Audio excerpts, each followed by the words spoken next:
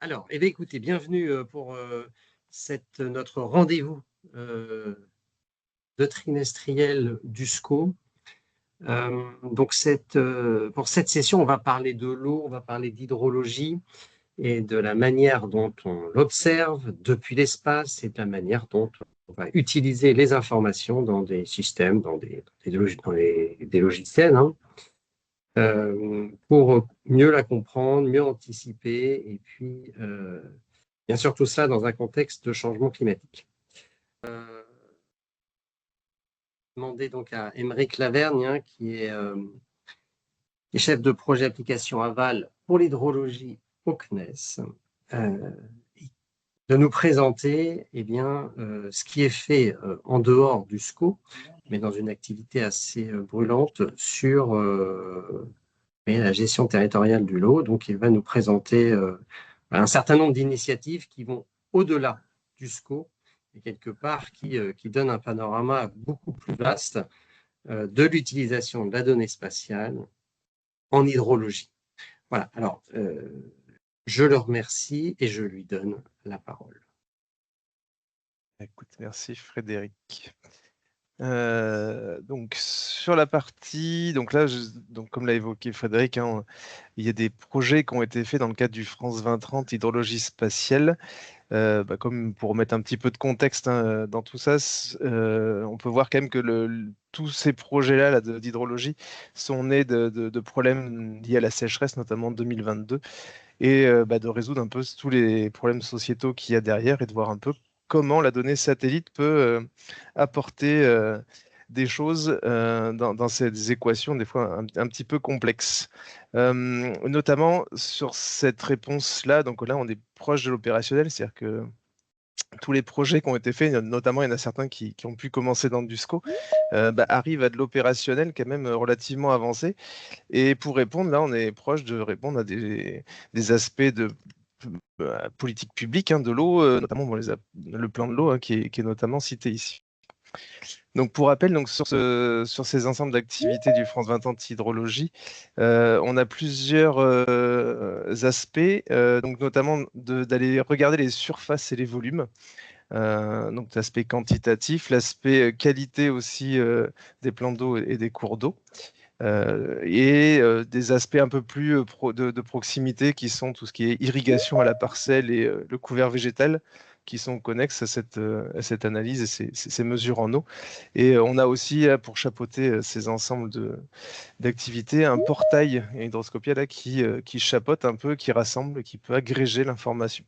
Voilà. Et donc là, on rappelle, hein, c'est les clients qui sont derrière, c'est le ministère de la Transition écologique et le ministère de l'Agriculture et tous les services d'État missionnaires qui s'en raccrochent. Donc là, le projet est en cours. Là, c'est la troisième et dernière année. Donc on est proche de la partie opérationnalité. Voilà. On peut passer à la slide suivante. Et je vais vous décrire un petit peu tous ces aspects-là que je viens d'introduire pour vous montrer où on en est actuellement. Donc on a, pour commencer, la plateforme au niveau global, qui est accessible à la partie étatique. C'est-à-dire que si vous êtes dans un élément étatique, l'accès est tout à fait possible, l'inscription est possible et vous pouvez avoir accès à toutes ces données dès maintenant. Donc trois axes, donc j'ai dit qualité, quantité et la partie eau sur les parties agricoles. Donc Hydroscopia propose d'agréger l'ensemble de ces éléments-là sur sa plateforme. Donc on peut le voir, c'est une analyse globale, donc agrégée. On peut l'avoir au niveau français, mais aussi à différents niveaux, jusqu'au niveau élémentaire, donc un plan d'eau, une rivière. Voilà. Et donc là, l'idée, c'est de pouvoir offrir un outil d'aide à la décision à nos clients et de pouvoir, grâce à ça, comparer de la donnée, identifier les zones critiques et sous pression. Et donc, c'est en ça qu'il y a un ensemble de tableaux de bord qui sont mis en complément de toutes ces données qui arrivent. Donc, ça mélange aussi de la donnée de l'open data qui est disponible sur d'autres plateformes. Suivant. Sur les aspects, donc là, on va passer les aspects, les trois autres aspects, hein, sur l'aspect volume. Donc on a deux consortiums qui travaillent sur des approches qui peuvent être différentes sur certains aspects, donc ce qui permet de pouvoir proposer plus de solutions derrière. Donc on vérifie automatiquement, donc c'est des chaînes qui sont en exploitation actuellement, où on donne la superficie, volume et taux de remplissage sur une partie donc, du territoire français et outre-mer. On a l'ensemble des données depuis 2017 de manière hebdomadaire. Voilà. Ce qu'il faut savoir là actuellement, dans la phase où on a entre 20 voire jusqu'aux 55 000 plans d'eau.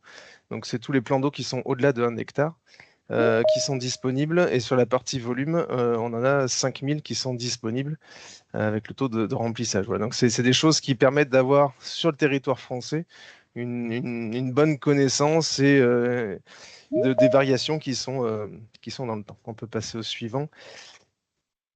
Et qui permet donc ce qui permet d'avoir derrière tout ça, donc sur chacune de ces données-là de volume, on est capable de cartographier un aspect plutôt global de comparaison ou même zoné éventuellement par bassin versant.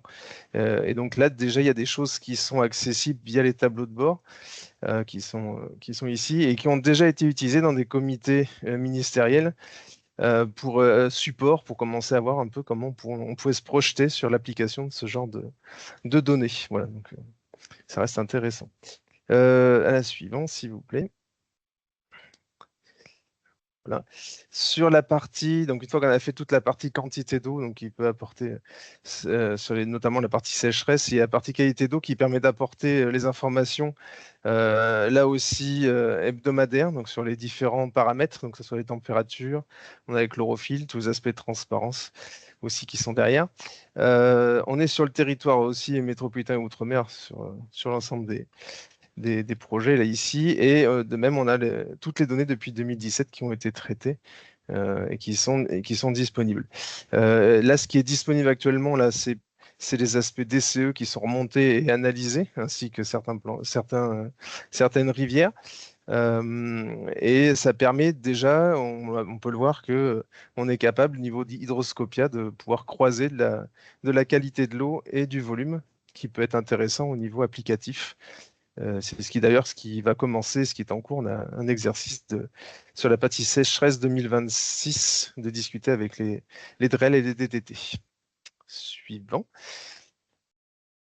Sur la partie qualité, il y a toute une analyse qui peut être un petit peu plus poussée parce que c'est quand même des sujets qui sont assez portés par le ministère de la Transition écologique notamment. Et aussi Masa, mais un peu moindre, c'est de pouvoir aller vraiment analyser les suivis de température, les suivis de chlorophylle, notamment de manière un peu plus précise sur les plans d'eau. Donc là, on a mis un exemple sur la température, les évolutions de température, et ça permet là aussi de pouvoir fournir de la donnée, notamment aux gestionnaires de plans d'eau, sur les aspects évolution dans le temps ou comparaison avec les cycles d'avant. On peut passer au suivant. Sur la partie, donc je dis un peu plus connexe, c'est la partie agricole. Donc là, on fournit des informations de parcelles irriguées ou non irriguées. Donc là, c'est le travail sur la 3e année où on finit de faire des productions. Parce que là, ça a été une partie qui était, en termes de performance, plus fine à apporter. Donc, on a produit sur quelques années et on doit finaliser cette production-là à plus grande échelle. Et c'est des choses qui sont soit mensuelles, soit annuelles. Parce qu'on sait qu'après, avec les éléments parcellaires du ministère de l'Agriculture, il y a un peu de latence, des fois, dans les synthèses qui sont apportées.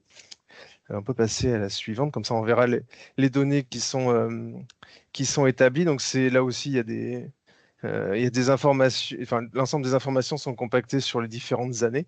Et on verra après, c'est les mêmes interfaces qui proposent les couverts végétaux. Et donc ça permet d'aller analyser donc tout ce qui est parcelle agricole. Et il y a là aussi des informations open data qui peuvent être fournies pour aider le ministère à avoir ces informations-là. On peut passer à la suivante. Et donc, comme je vous disais, il y a l'aspect couvert végétal qui vient en complément. Donc, savoir si c'est irrigué ou pas irrigué, ça, c'est une première information. Et derrière, on est capable de regarder l'information de couverture végétale, que ce soit en culture ou interculture. Et donc, de regarder aussi les surfaces qui sont couvertes ou non pendant l'année. Ce qui, là, pour le coup, est plutôt sur les aspects d'aide, sur les aspects réglementaires pour le ministère de l'Agriculture. Et on a pu aussi tendre sur la partie biomasse potentielle. Donc là, c'est sur la phase d'année où on en est, c'est plutôt d'essayer de définir ce qui est entendu par biomasse. Donc là, c'est des travaux qui sont en train d'être faits.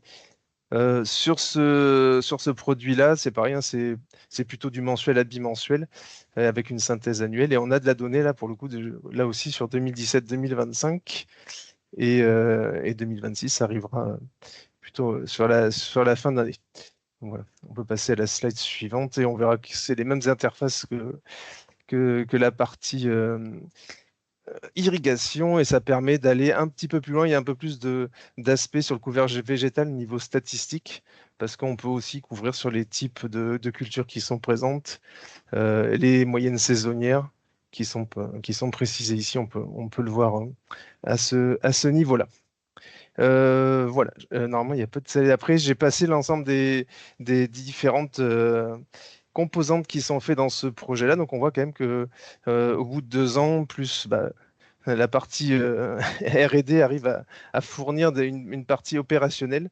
Et pour vous dire juste un petit mot sur la suite, là, donc il y a des choses qui sont envisagées côté ministère sur une projection sur l'achat de données de ce type-là, parce qu'on peut voir que ça reste utile et on arrive à identifier quel type de données est utile pour telle entité étatique. Donc voilà, on est proche de la fin et d'essayer de concrétiser ces aspects-là.